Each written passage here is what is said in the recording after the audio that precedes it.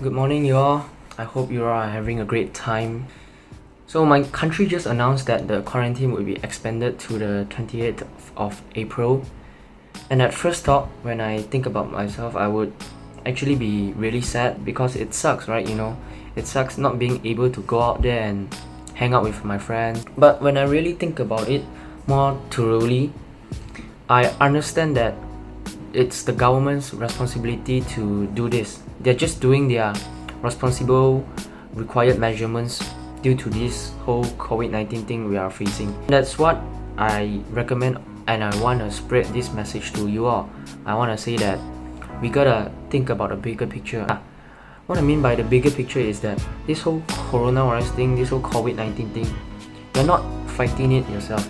The whole world is fighting it. We are all a victim and the enemy of coronavirus. We fight this whole pandemic as one, as a unit.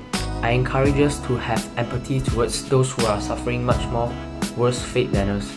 Because if you think about it, it's actually ludicrous when we keep on whining and crying about the inconvenience brought to us. In reality, we're just doing a very minor part when you see that there's actually patients and doctors and medical staff in a hospital and clinics risking their life, putting their life on the line. When our inconvenience are compared to theirs, ours looks so minor. It is ludicrous how we all just keep talking about it, not thinking about the bigger picture.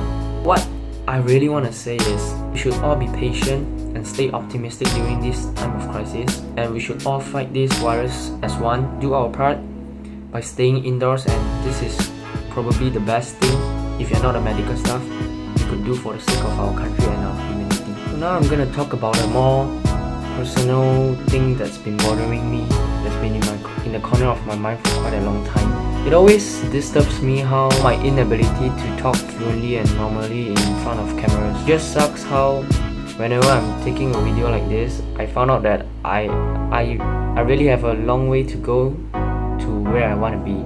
It just makes me remember how this was one of the major reasons that I would quit YouTube a few years ago. There's a lot of other contributing factors as well, but I would say that this is one of the major reasons because it totally stressed me out, about how my flow is just so weird. Hear me out. Here's what always happened. I took a few shots of me talking because obviously what I've been doing all this time is just taking videos of me talking. Let's say if I want to make a 10 minutes video, normally I have the footage of around like an hour or so. I would edit it and then I would produce it. After I produce it, I would watch the video myself and then I would get really uncomfortable and satisfied by the product itself. There's a lot of things that I'm not satisfied about, such as the video resolution quality, the audio quality as well, which is why I got this mic thing here. But I tested it a few times and it's actually useless and the audio quality is just same. But I use it anyway because talking to a mic is quite fancy, it looks like a podcast. What I really have control over and it would be very impactful in the flow of my video, it's my fluency in talking. I'm thankful that I have the time given by this whole quarantine thing so that I have the chance to work on this whole fluency of me talking in English and also being natural talking to a camera. I still have a long way to go. Here's what I would do. I made it my daily habit to read a book every day. I would read a book normally like how you would read a book. I would jot down the words and phrases that I couldn't fully understand. I might understand the words on a surface level, but in order to really fully utilize and use the word itself, I gotta search it up on the dictionary. I would write the meaning down in a journal so I can really learn a lot of vocabulary and increase my limited vocabulary day by day.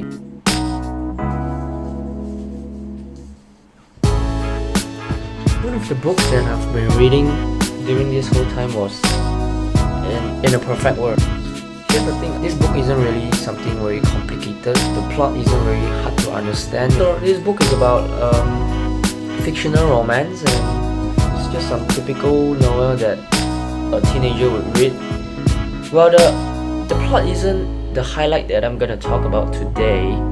It's the way it critiques and talks about controversial topics about religions and especially the Islamic culture. I'm gonna share some synopsis about this work in a perfect world written by Trish Doller. First of all, I'm gonna talk about our background of our main character. She's an American teenage girl. Being an American, she was told her whole life that the Islamic culture and the people that believes in Islam, as we so-called Muslim, are somehow and in some way dangerous. When she was in her senior year, she and her family needs to move to Cairo due to her mother's career needs. Having a negative mindset about the Islamic culture, she was really skeptical with the thought of moving into an Islamic country, given her understanding of the religion is really shallow. But as the story progressed, she later then find out that the people there isn't really as bad or as dangerous as she deemed them to be.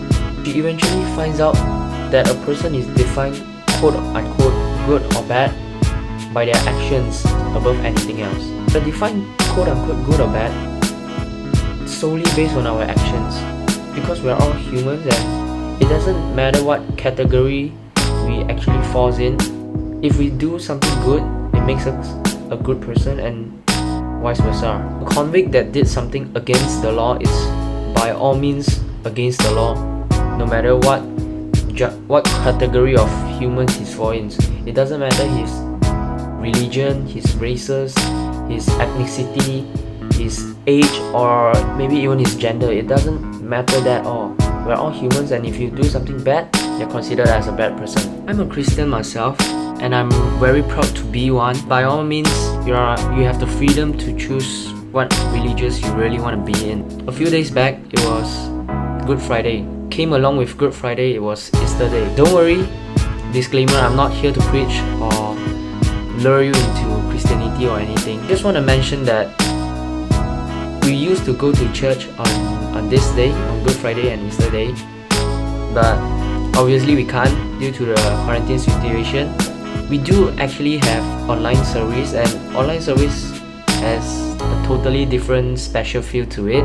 I was talking with a fellow friend of mine when we talk about how I used to be strongly opinionated. I wasn't always religious.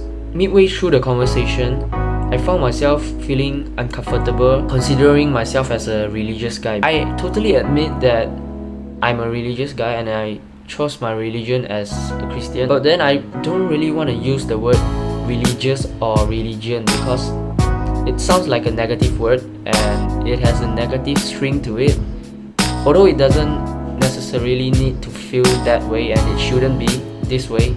It's because how society has shaped it, and this is because a minor group of people in the society have a really narrow and limited perspective and judges everyone by their religion.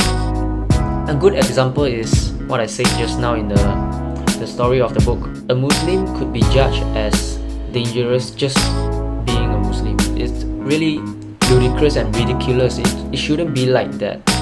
A religion doesn't shape a fully human. A lot of people just feels cliche when people around them talk about their own religion. Man, it's 2020. We all have rights and freedom to worship any religion and any god or any beliefs that we want to, man. It's 2020. This is especially a very big topic in Malaysia because we live in a country where it's multiracial here.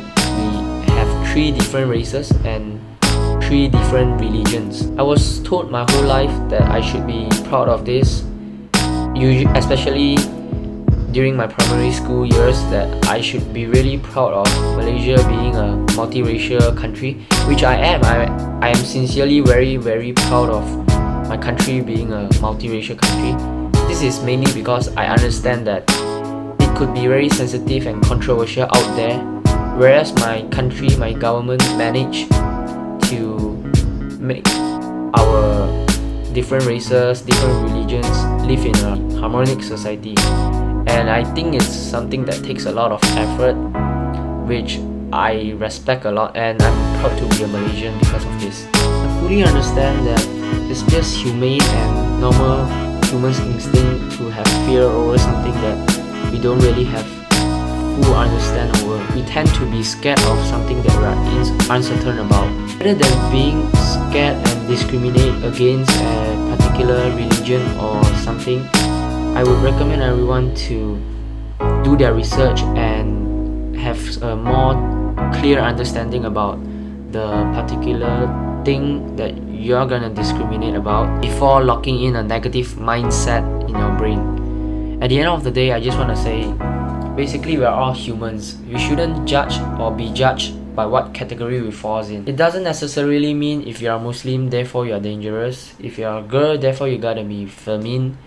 If you're a guy, therefore you gotta be masculine. If you're an Asian, therefore you are academically gifted. I don't believe in that kind of crap. This is all I'm gonna say for my video, and stay safe.